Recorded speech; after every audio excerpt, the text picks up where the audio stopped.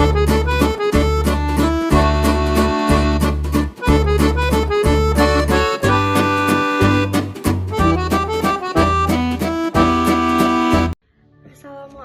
warahmatullahi wabarakatuh. Perkenalkan, nama saya Samara Nur Anissa dengan NIM 18 dari Prodi Teknik Sipil.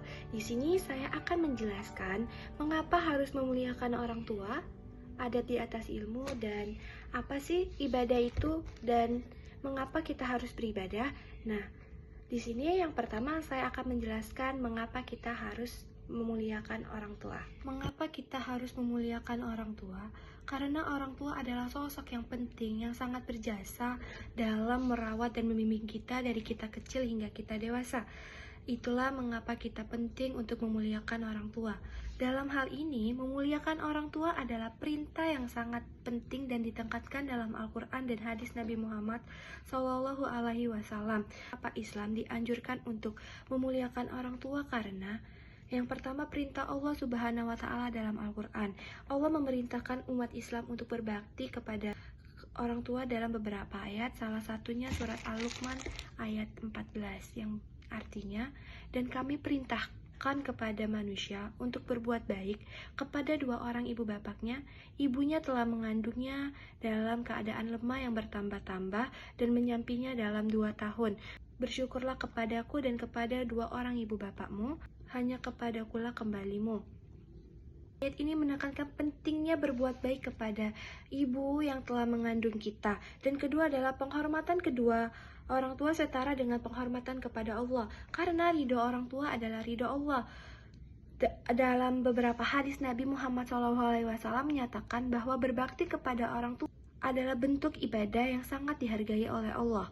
Bahkan dalam hadis yang diriwayatkan oleh Bukhari dan Muslim, Nabi Muhammad SAW menyebutkan salah satu untuk mendapatkan ridho Allah adalah mendapatkan ridho orang tua.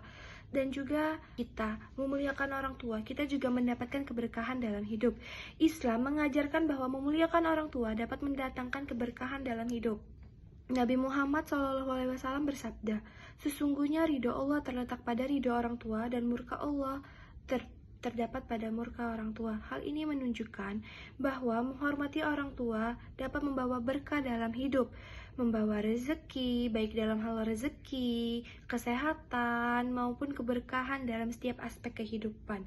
Secara keseluruhan, dalam Islam memuliakan orang tua bukan hanya sebagai kewajiban, tetapi juga sebagai bentuk penghargaan dan cinta kita sebagai anak kepada orang tua yang telah merawat kita.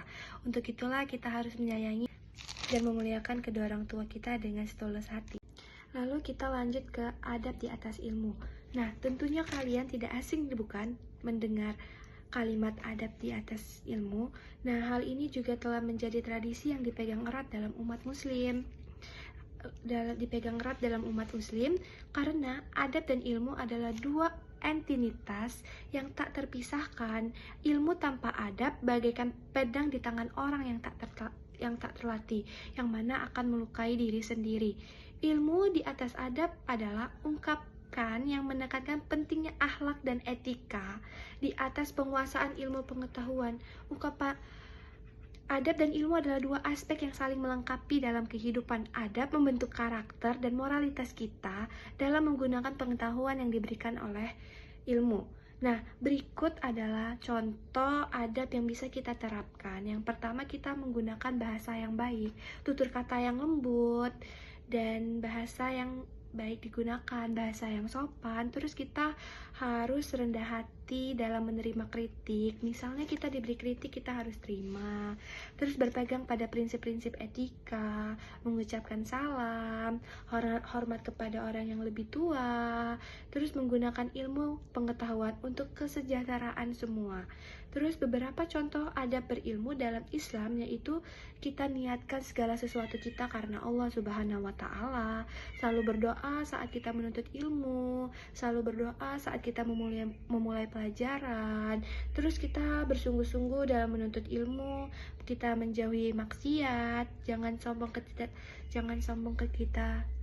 kita menuntut ilmu, dan memperhatikan guru ketika lagi memberikan penjelasan. Nah, itulah pentingnya adab di atas ilmu. Mengapa kita harus ibadah dan apa saja jenis ibadah? Ibadah merupakan kewajiban umat muslim. Ibadah memiliki banyak makna penting dalam kehidupan seorang umat muslim. Nah, beberapa alasan mengapa kita harus beribadah yaitu karena kewajiban kepada Allah. Ibadah adalah bentuk ketaatan kita kepada Allah sebagai pencipta dan pemelihara alam semesta. Allah berhak menerima ibadah dari hambanya. Dalam Al-Quran, Allah menyatakan bahwa tujuan penciptaan manusia adalah untuk beribadah kepadanya. Yang kedua, kita beribadah sama dengan kita menjalin hubungan dengan Allah. Ibadah mempererat hubungan kita dengan Allah. Melalui ibadah, kita berkomunikasi dengannya, meminta petunjuk dan memohon ampunan serta rahmatnya. Ibadah membantu kita untuk merasa dekat dan bergantung hanya kepada Allah dalam setiap aspek kehidupan. Dan juga ibadah membawa ketenangan dalam hati dan batin. Ibadah yang dilakukan dengan ikhlas memberikan rasa damai dan ketenangan dalam hati. Menyadari bahwa kita berada dalam lindungan dan rahmat Allah Subhanahu wa Ta'ala memberikan rasa tentram dalam hidup kita. Dan juga ibadah juga salah satu meningkatkan moral dan etika. Ibadah mengajarkan kita untuk hidup dengan prinsip yang benar dan etika yang baik. Contohnya saat menjalani dan mengajarkan kedisiplinan, zakat mengajarkan kepedulian terhadap sesama, dan puasa mengajarkan pengendalian diri. Dan juga ibadah kita mendapatkan pahala. Ibadah yang dilakukan dengan niat yang tulus akan mendapatkan pahala dari Allah. Pahala ini menjadi amal baik yang akan diterima di akhirat, yang akan menjadi penolong kita nanti di hari kiamat. Dan melakukan ibadah adalah wujud syukur kita, karena ibadah juga merupakan bentuk rasa syukur kita atas segala nikmat dan rahmat yang telah diberikan oleh Allah kepada kita, seperti hidup, kesehatan, rezeki, dan segala kebaikan yang telah Allah berikan kepada kita. Nah, dengan beribadah kita tidak hanya memenuhi kewajiban agama, tetapi juga menjalani hidup yang lebih bermakna dan mendapatkan kebahagiaan dunia dan akhirat.